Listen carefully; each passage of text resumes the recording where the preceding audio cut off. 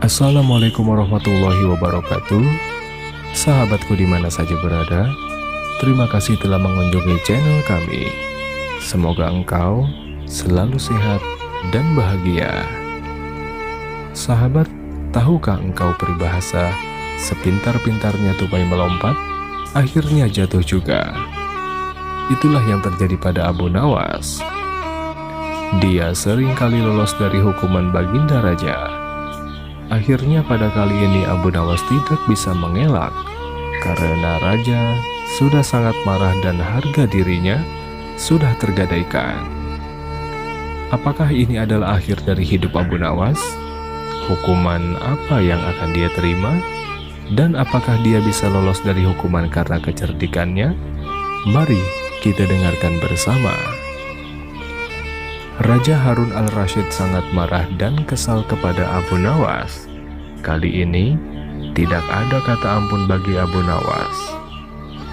Raja Harun segera perintahkan pasukannya untuk mencari Abu Nawas dan menjebloskannya ke dalam penjara.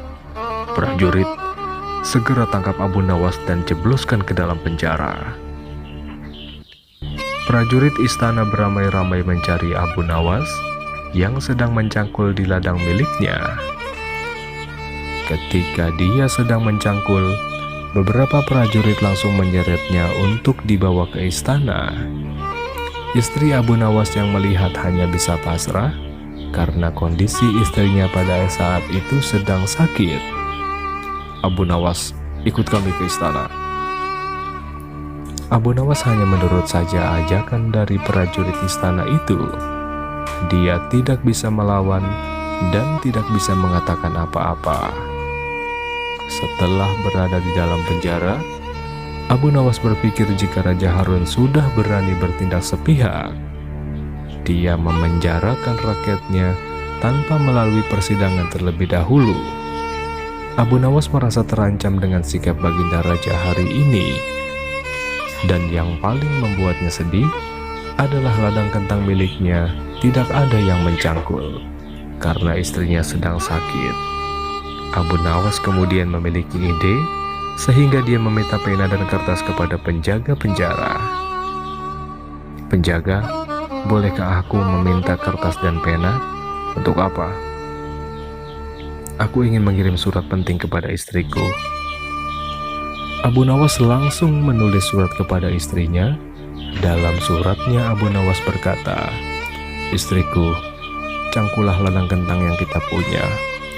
Aku sengaja tidak memberi alasan kepadamu kemarin, karena di dalamnya terdapat senjata dan emas permata yang aku sembunyikan darimu. Galilah secara perlahan dan tidak terlalu dalam, lalu pindahkan ke dalam rumah kita."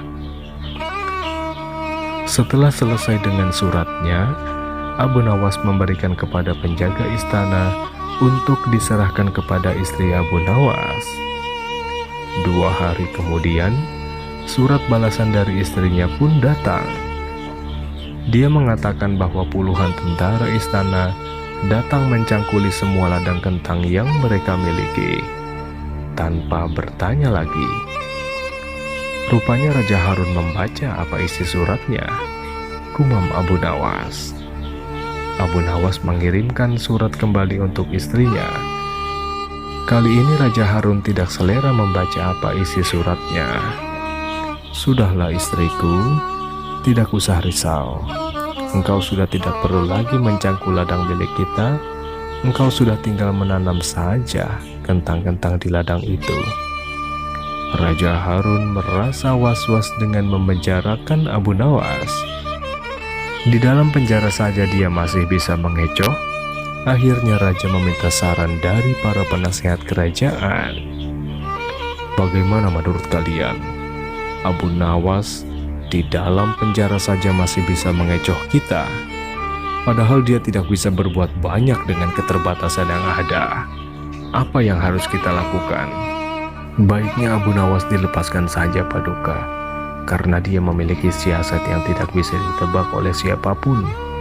Jika dia di dalam penjara akan membahayakan, karena suatu saat akan ada ledakan massa yang besar." "Benar, Paduka Raja. Abu Nawas bukanlah orang sembarangan. Dia sangat cerdik dan pandai. Banyak orang yang mengidolakan dia. Bisa saja ada aksi-aksi besar yang akan terjadi. Mendengar penjelasan dari para penasihat kerajaan, raja menjadi resah, sehingga dia mengambil keputusan untuk membebaskan Abu Nawas dari dalam penjara.